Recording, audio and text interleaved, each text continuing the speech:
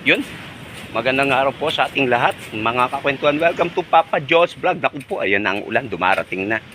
Dito tayo sa beach. It's September 20. September 20, anniversary namin ngayon ng asawa ko eh. Ngayon niya ako sinagot September 20. That was 1997 yata. Hindi ako nagbibila ng taon. Hindi ko alam kung ilang taon na kami.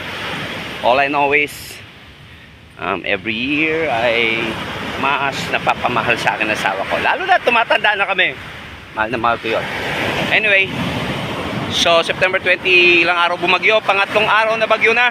Pangatlong araw na kami hindi nagtitinda. Kaya kung ano ay magja-jacket muna ako. Umuulan na. Yung kwento, umuulan na. Tingnan natin, ayun oh. May bagyo na naman daw kasi. Ano ba, ABCD, GHI yata. Hindi ko na ganong balita. But anyway, dahil tatlong araw bumagyo, this is the best time to do kalakal. Mga ngalakal ako. At kaya ako mga ngalakal sapagkat nakapanood ako ng kung paano magtanim ng bawang. And napakasimple, although parang ang haba ng harvesting time niya. Unlike ng sibuyas, parang 90 to 100 days lang. But anyway, parang mas madali tanim yung bawang. Although bawang muna. So ang napanood ko ay empty mineral water bottles, mga basyo ng tubig na maliliit lang parang ano ba yon, 300 ml.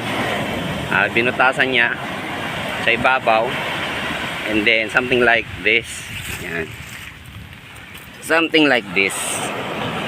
Binutasan niya yung ibabaw dito, and then yung bawang binalatan niya kaunti, hindi totally balat na balot pero isang bungkus yon, and then ni-refill to ng tubig hanggang taas para yung bottom part ng bawang ay sumasayad sa tubig. And then after 10 days ay actually 3 days tumubo na yung mga dahon. And then after 10 days haba na ng mga dahon, 2 weeks pwede niya nang i-transfer sa soil na malambot. So yun, so mga ngalakal tayo ng mineral water, pero kailangan bumili pala ng puhunan na bawang na maayos. Of course yung 100, I think 140 ang kilo ng bawang, so bibili kailangan nun. So okay lang, 140 lang naman eh. And then bibili tayo Lego. Alo, advertisement yun Bibili ako ng 100 tuloy. 1 kilo ng bawang, which is 140 pesos para magamit nating pampunla. Doon muna tayo mga kalakal ako marami akong kukunin. Yay! So ito na, naputulan na natin. Ganito yan And then pupunuin daw yan ng tubig at ipapatong yung bawang dito para tumubo at magkaugat ng 2 weeks. Pinuno ko ito maigi para hindi tumaob kahit umalog. Yung iba dyan ay pang mga lettuce yan, hindi ang kasalit. Pinampuno ko lang para hindi magtauban. So that's it. Tingnan natin. Bili tayo ng bawang. 1 kilo siguro. Mahal pa naman ng bawang. 140 yata. Anyway, bili lang tayo 1 kilo. Pang trial pa lang natin. Let's go. Yun, magandang umaga at magandang buhay po sa ating lahat mga kakwentuhan. Welcome to Papa Joe's Vlog, Kakwentuhan. And subscribe po kayo and follow. Nakakatuwa po kasi kahit paano. Namumungay pa yung mata ko bagong gising Nakakatuwa po kahit paano ay dumadagdag at nadadagdagan po ang ating mga subscribers. Yan. At mga followers. Anyway, ang kwentuhan natin ngayon ay yung napanood ko na how to grow garlic, paano magtanim at magparami ng bawang. At parang napakadali, Parang lang napakadali. Actually kasi yung mga ibang videos na panood natin sa iba-ibang klaseng produce like sibuyas, bawang, lettuce, or carrots. Ang dadali lang pag pinanood. But iba pa rin yung ginagawa natin, Kasi mga professional na sila. Tayo mga elementary pa lang we're on the stage of learning. Kaya hindi pala ganong madali. And back to the kwentuhan. Paano magparami ng bawang at paano magtanim. Napakadali. So, namili tayo ng bawang. At ilalagay natin to. Ayun doon nga. Ibang day na kasi ito, nalilito tuloy ako. Ilalagay natin doon sa mga pinutol kong empty water bottles.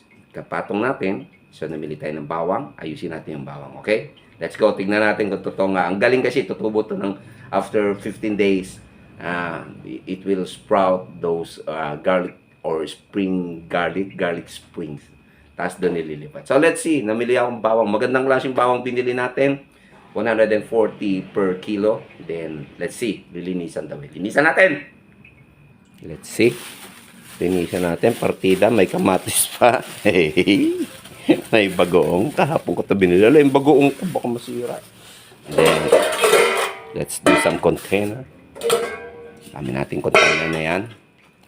And then, palitin natin konti para kumas siya. Yan. Then, wag na. Siya na lang pala nito. Actually, yan na naman mag-ano. Then, lilinisan natin to ha. Isa-isa. Babalatan daw.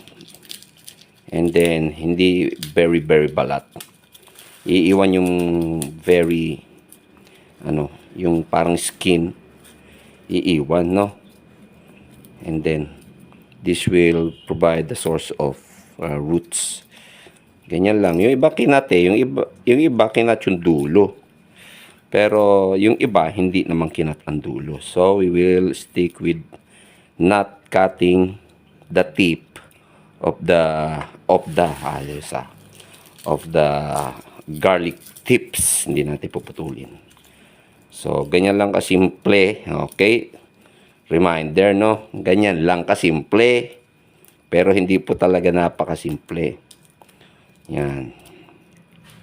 Iba pinutol yung dito eh. Pero tayo hindi na natin puputulin. So, let's go. Yan, ganyan lang kasimple. Linisin natin. Pero mukhang magtatagumpay. Mukha, ha? Pag pinagtagumpay ni Lord, syempre. Ito ay tutubo at dadami. Sabi nga eh, magtatanim tayo. Tayo magdadilig. Subalit ang Diyos ang magbibigay ng sinag ng araw at siya ang magpapabunga. Yan. Yan. Something like this. So, yon. Nakalbo na natin siya. Ay, sorry. Nakalbo. Natanggalan ng skin. Okay? And then, okay na. So, let's put it to our, DIY empty water bottles with water. Let's go. So, yun. Ito yung mga pinutol natin sa first video. Lagyan natin ng tubig. Then, yun. Dapat sayad daw ang bawang kaso. That's the big problem. Ay! Ah! Bawal malaki. Ay! Ay! Hindi ubra lahat. So, yun ang pagkakamali natin. Okay? So, dapat ang ginagamit natin ay yung malilit lang. Sukatin natin. Mali ang malalaking mineral water. Maliliit lang dapat. Kasi, hindi, siya, ano ba tawag nun? Masushoot.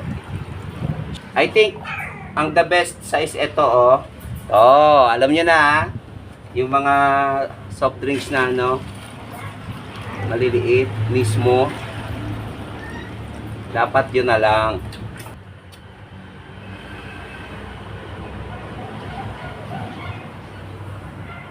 So, yun ang biggest lesson natin.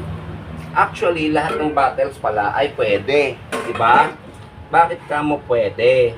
Ang hindi lang pwede yung ginawa ko. All of these bottles, able yan maghawak ng bawang. But the problem is, pinutol ko siya dito. Dapat ay putulin siya ng dito lang ba? Yan, para pumatong siya.